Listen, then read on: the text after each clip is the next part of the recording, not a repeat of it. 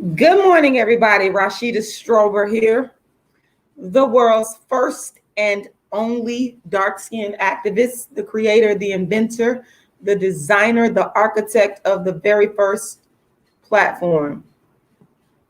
Let me make sure I got this thing paused so y'all don't hear me talking double time.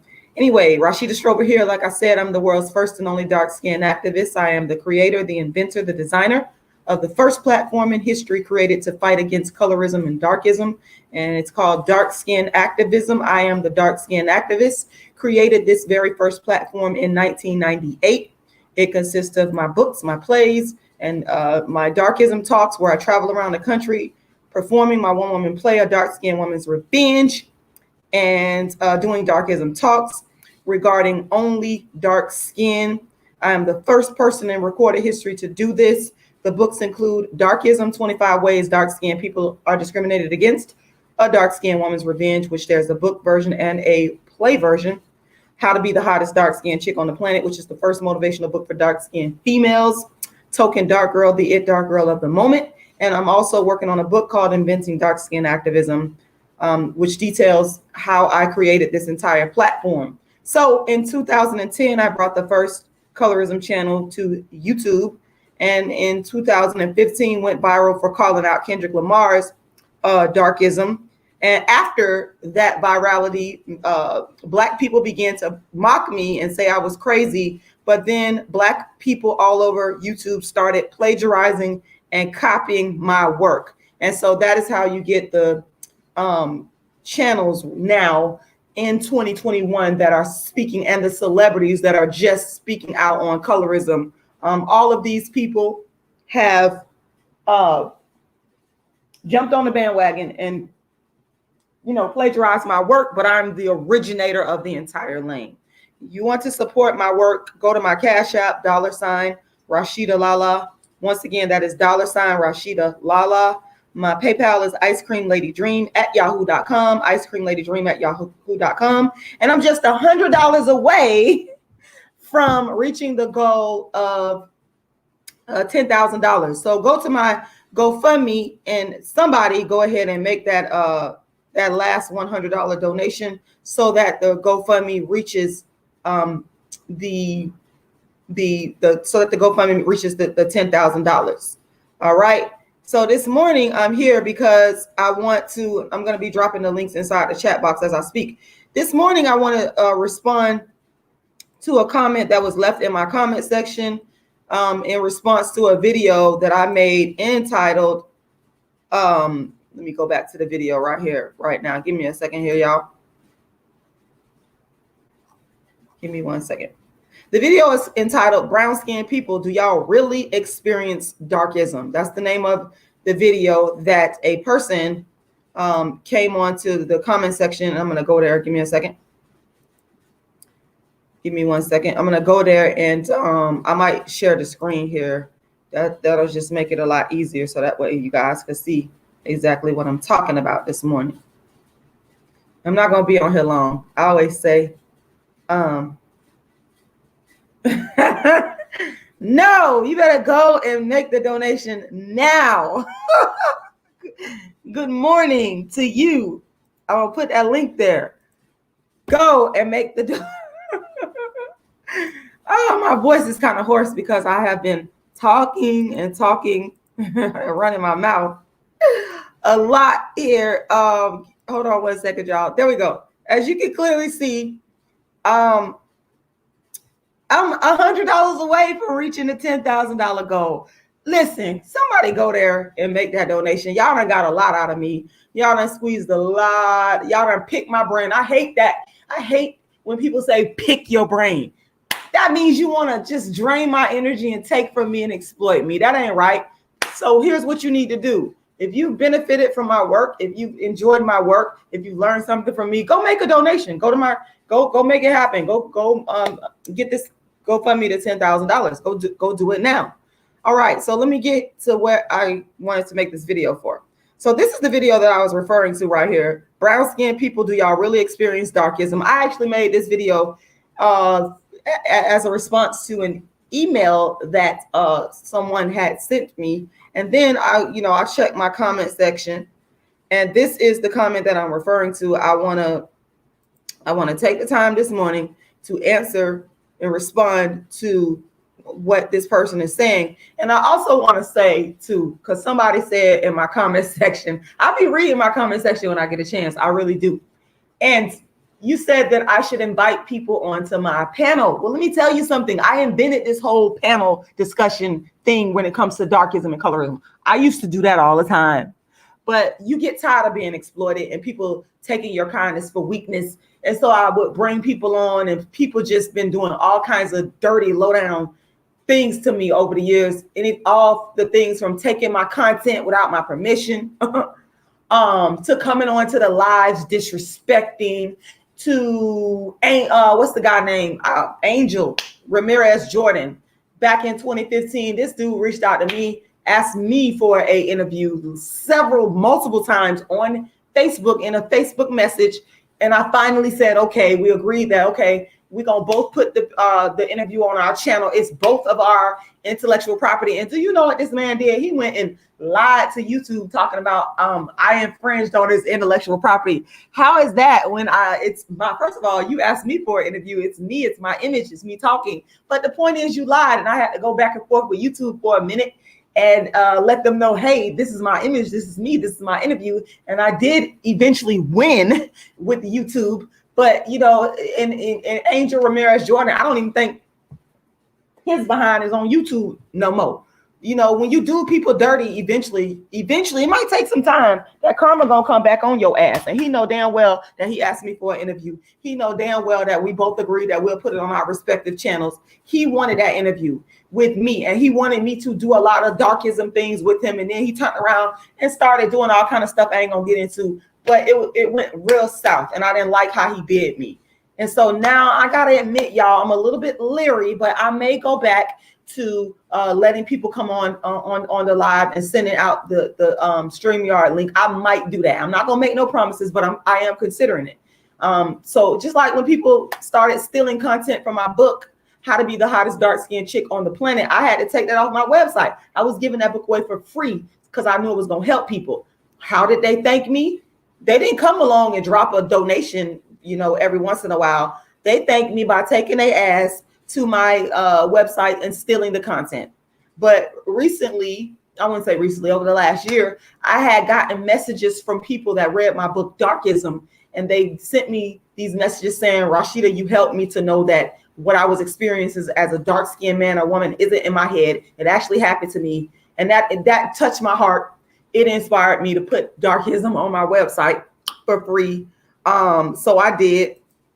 Let me see something. Darkism, darkskinactivist.com. So you can now go to darkskinactivist.com. This is my website right here. And I put the book back on my website so you can get it for free. Because I said I want to help people. The whole goal and mission of dark skin activism has always been, because I've been the dark skin activist. I'm going to lay that out. And I always say that. The whole goal has always been to help people. God know that, because God looking down and he see everything we do. And I've been doing dark skin activism well before anybody came online talking about dark skin and colorism. I've actually been doing it. I created the blueprint for it, doing it from a grassroots level. So I'm not going to let nobody rob and steal that from me in terms of the goal and the mission being to help. So that is why I put my book, Darkism, I'm giving that one away, the ebook copy, for free. As you can see, you go to darkskinactivist.com. Once again, darkskinactivist.com, and you can fill in the information and you can get a copy. Also, while you're there,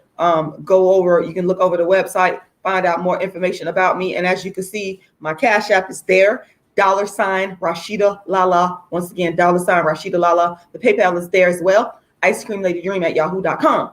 And you can make a donation. You can also get a free ebook download and read this book and get help too. All right. So let's get back to the comment here. So let's see. Mara Magnificent is this person's name. And I'm going to read your comment. And I'm going to respond to what you're saying, because it's heartfelt. And I appreciated you. I appreciated you messaging me this. I'm sorry. I appreciated you not messaging me this. That's not what I wanted to say. But taking the time to comment here. And your comments is important to me. I don't like people being mistreated. I don't like darkism. I don't like racism. So let me read what this sister says. She says, I'm medium dark brown skin, depending on the time of year, and my mom and sister are light skinned. Okay, so there we have that. We set the tone right there. She's a medium dark brown skin, dark brown skin. So I'm envisioning that as not necessary. And you can correct me if I'm wrong. I'm reading your comment, Mara Magnificent. You can always correct me if I'm wrong.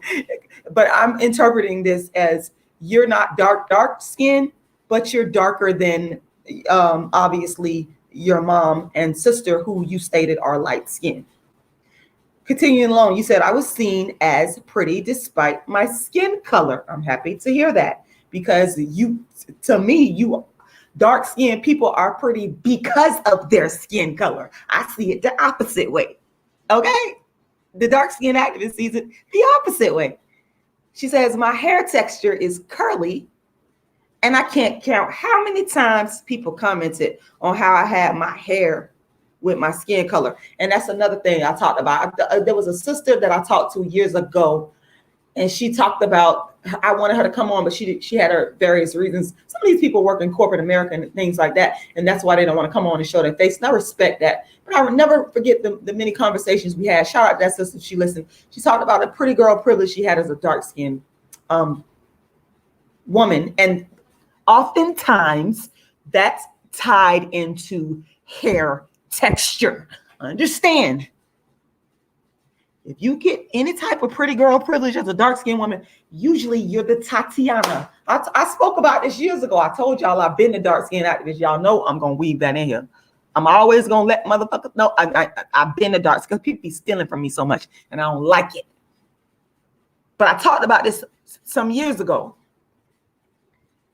Actually, 2016. I think I took that video down because people started stealing. I was so upset about it. But anyway, dark skin with so-called curly hair, and I'm assuming you are referring to what Black people would stereotypically say, good hair. Correct me if I'm wrong. But good hair and dark skin, if you have that combination, you're going to receive some form of pretty dark skin girl privilege, okay? Just for having the right texture of hair. So let me continue.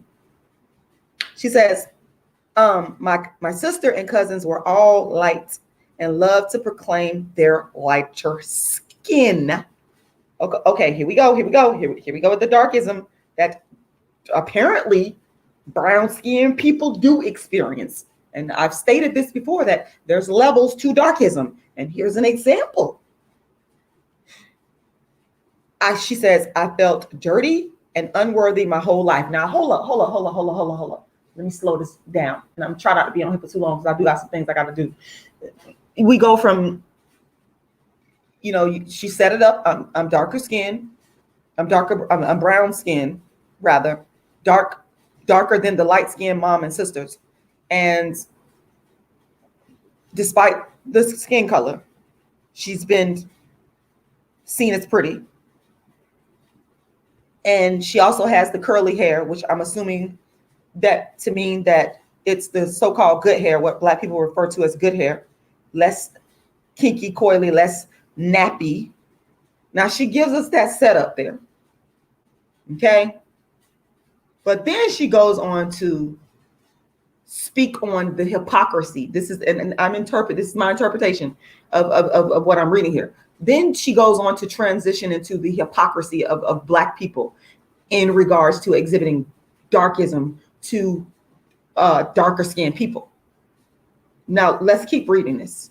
So my sister and cousins, and what this speaks to, let me just say this, because this stuff keeps popping up in my head as I'm reading this and thinking about this. What this speaks to is Black people truly believe that light skin is superior. This young lady has the so-called good hair. She's brown skin, but she's not light skin. like her sister and mom. She's considered to be pretty, but that's not good enough. That's not good enough. Let's see. Let's see. That's not good enough. The light skin always trumps everything. Always trumps. This is the sick mentality of Black people that we have been dealing with since the dawn of slavery. Okay. And I keep challenging people, show me an example of darkism and colorism prior to Europeans coming into Africa, prior to any invaders for that matter, whether they be Arab or whatever nationality coming into Africa. Show me the darkisms that existed. This is something that we have been dealing with since slavery. Okay. We can't seem to get over it. No matter how pretty this darker skinned woman is with the nice hair, it's still not equal to or better than. let's at least make it equal to. If we can't make it better than, let's make it on par with the beauty of the light skinned woman. So let's keep going. Let's keep reading. Let's keep reading about this darkism.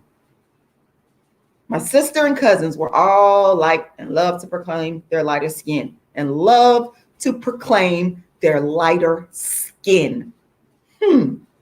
Why would they love? I'm sorry, as I read through this, I just keep having these questions and I can't help but give the commentary. Why would these women love to proclaim their lighter skin? She goes on to say, I felt dirty and unworthy my whole life. And I would just be interested in knowing what and when did you take this leap in this transition into being able to recognize that you're seen as beautiful, despite, as you say, having, darker skin, but then all of a sudden you transition to feeling dirty and unworthy your whole life. Something happened there in between. That's what I'm interested in understanding. That's what I've been articulating through dark skin activism myself. But, reach out to me if you want to come on and talk about it. Hey, let's talk. You said men never notice my beauty before my butt, because when you're darker, people barely even look at your face. They see your skin color and automatically assume you're ugly. Absolutely. Absolutely. I have had DSBM, and I'm assuming that means dark skinned Black men, tell me they don't want a kid with me because the baby would be dark. I have had dark skinned Black men tell me if I was a shade darker, they would not talk to me. I can go on and on, but brown skinned girls experience, you're going to call it colorism, I'm going to call it darkism. I can go on and on, but brown skinned girls experience colorism. Rashida Strober's calling it darkism too. And it's even more sad to be in the middle in my experience, because light skinned girls think they're better than you, and dark skinned girls believe you think you're better than them. It's a no-win situation that I don't want to be in. I started off watching you to help myself, because from men to jobs or just basic encounters I've been treated bad on numerous occasions because of society's favoritism of certain beauty standards. Now I watch you for my beautiful chocolate little sister. Okay. That's heavy, y'all. And I'm sitting up here just feeling anger and rage. Because at the root of this is inhumane treatment. At the root of this is inhumane treatment that stems out of slavery, that stemmed out of oppression, that stemmed out of beating down Black people, beating down Black women psychologically and physically, to the point where we are just, as the descendants of the enslaved, to where we have this post-traumatic stress disorder. and I'm giving all the credit in the world to that sister, Dr. Joy Degree. I think that's her name.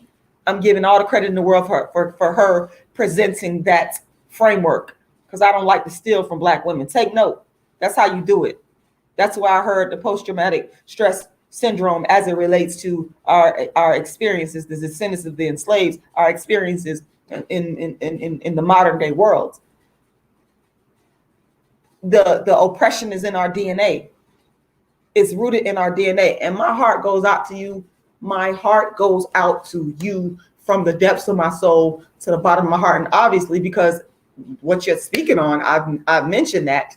I've experienced that probably my whole life. As you can see, you probably seen me talk about it on my channel. And it's just like, it makes me feel so sad. And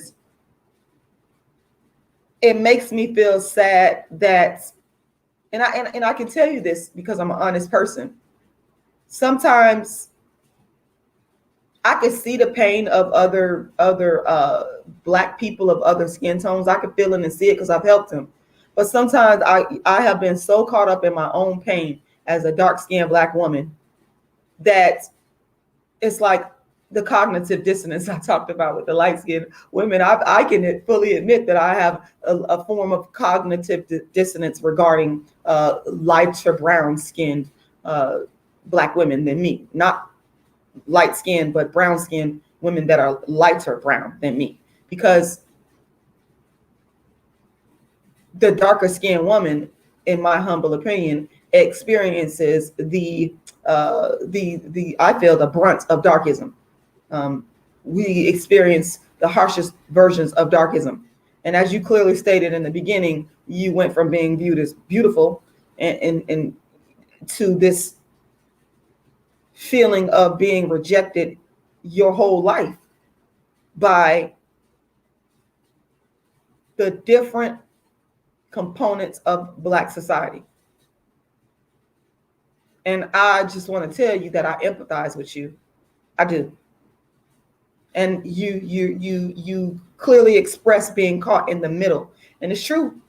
It's true. I can't, what I can't do and what I won't do, I can have all the feelings that I want, because we're entitled to that. We are entitled to feel the way that we feel. But I can't ever, and I won't ever minimize a person's suffering. That's one thing. That's inhumane. I don't do that over here.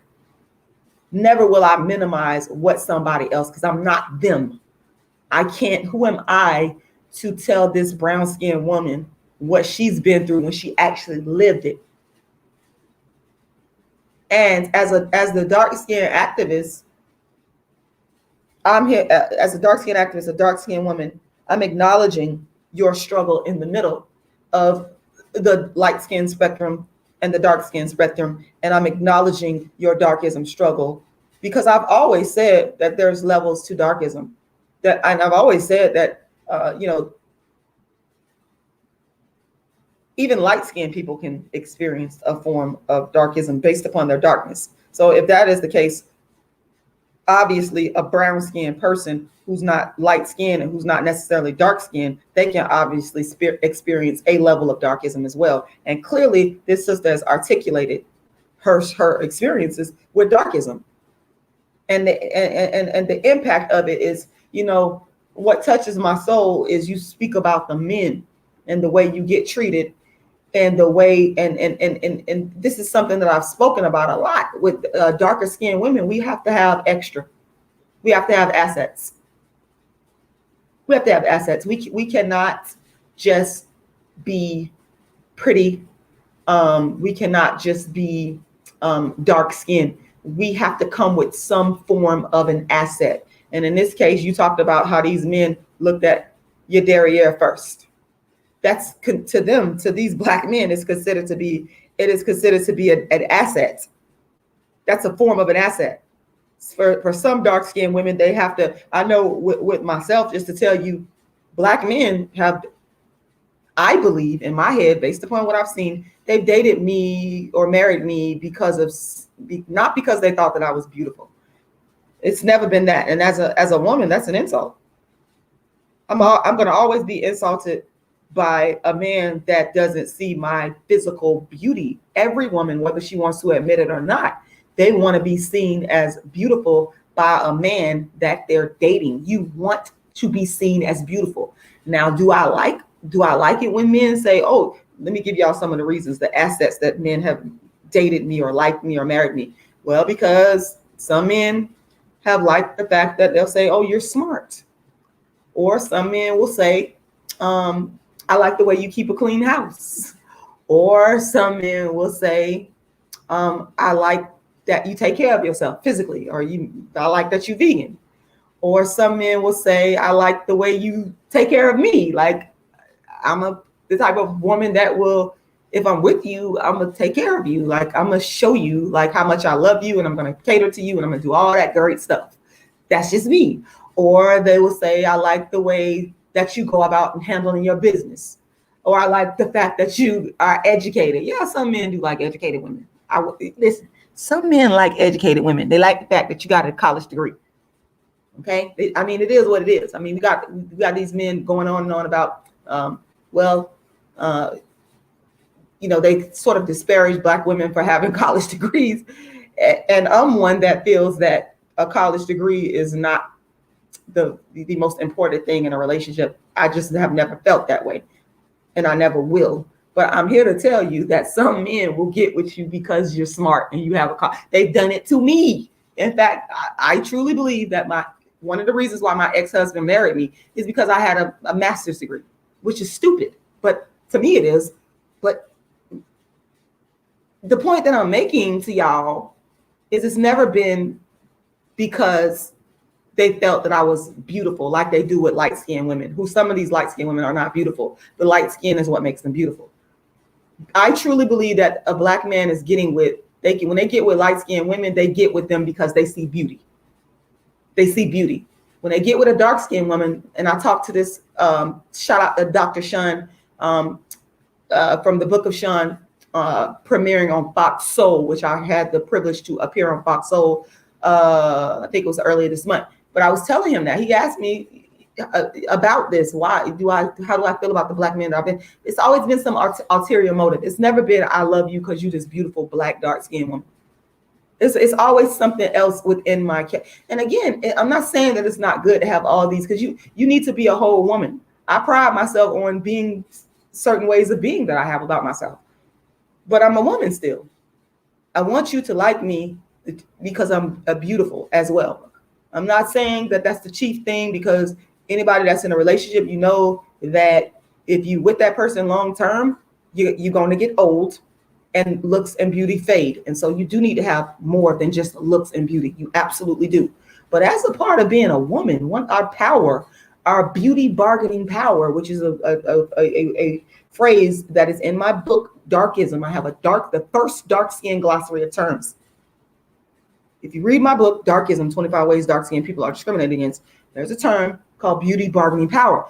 Beauty bargaining power is something that women use as a tool to get through society in terms of life chances. Max Weber, the German sociologist, came up with this notion of life chances. And,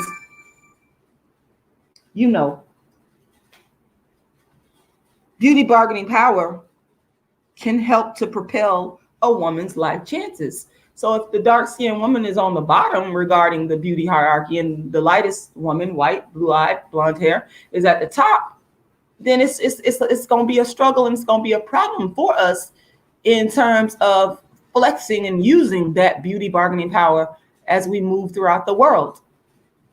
So you touched me when you said that, because it is definitely something I have dealt with my whole life in terms of these men, and just looking at them side eyes and going, man, you like me because I could cook, or you like me because I'm smart. That's not the only reason or the chief reason I want you to like me for. And you're using me for that. You're using me, you're using me for that,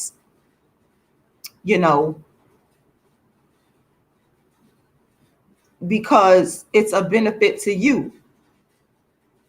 And your chief goal and your chief reason is not because you see me as beautiful. And I don't like that. That's been one of my struggles with dealing with Black men, always side-eyeing them, looking at them as if there is a ulterior motive. You understand? As if there's an ulterior motive behind why they're dating me. So I understand and I empathize with you. I feel bad. It's hurtful. It's triggering. But what I do like, and I'm going to go back to your comment, I'm going to have to end this, y'all. I got to get up out of here.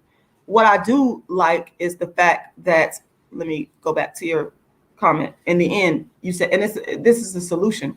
It's about solutions. And the solution is for the Black man, the solution regarding dark skin activism in terms of its chief goal and chief objectives is economics, of course, bringing the dark-skinned people of the world, no matter where we are at in the world globally, to bring dark-skinned people on par with equal standing economically and politically and socially, to make us equal with non-dark-skinned people of the world, and to bring the Black man back to the dark-skinned Black woman in balanced numbers. And I'm not talking about baby mama. I'm talking about marriage. I'm talking about marriage. That's the chief goal. That's the solution. And so that's why I can respect you, because you said at the end, you said, now I watch you for my beautiful chocolate little sister. And that's what it's always been about. It's always been about trying to fighting to create a just world for the dark-skinned females and males that are being born every day, that's going to come behind us, and the ones that are little right now, to make it better for them, so that your little sister does not have to grow up in a world where men will view her as a second-class citizen because she's dark-skinned. And that's what it's all about. And I want to make it clear that I am very sorry for your pain and suffering. I am sorry, because I felt it. I still feel it to this day. I'm struggling with it to this day. I struggle. Listen, I struggle daily. I struggle daily. I struggle daily. I don't know if I will ever be able to get over all the darkism I've experienced in my life. But I'm empathizing with you so much. I'm empathizing with you so much. And I'm so happy that you have your dark-skinned little sister in mind. I'm so happy. And there needs to be more Black women like you. If you got little dark-skinned little people in your family, do all you can. Let me tell you, I'm not telling y'all something I ain't done. I've been fighting my whole life for dark-skinned people. My whole adult life, should I say, for dark-skinned people. And no matter where it's at, school system, prison system, whatever. I've been fighting my whole life. We can never give up. We can never stop the fight, because I am making it better. You are making it better. We are making it better. Through all the pain, through all the suffering, through all the abuse, you are making it better. You are taking that pain and turning it into something that is productive, something that is going to help to stop the pain and suffering of another dark-skinned girl. And for that, I can definitely respect that. I wish I had more time. I got to get out of here. I want to thank y'all for tuning in. Rashida Strober, the world's first and only dark-skinned activist. I want to thank you, Mara Magnificent, for taking the time to share your comment in my comment section. I'm going to be doing more of this, reading the comments and addressing, because people be wanting me to do that. And I'm going to do more lives where I specifically address comments in the comment section that people have sent me, or emails that people have sent me. People be wanting me to make videos on different things. I'm going to do it. I just got to find the time.